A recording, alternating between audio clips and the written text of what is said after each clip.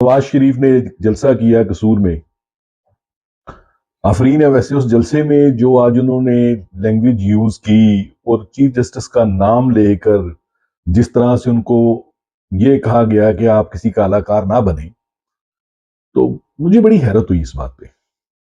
ایک اعلی والا کیا کہانی ہے اس میں؟ بات یہ ہے کہ ایک آئینی مسئلہ ہے، آئینی ضرورت ہے، یہ آپ کے اوپر ایک رسپانسبلٹی ہے.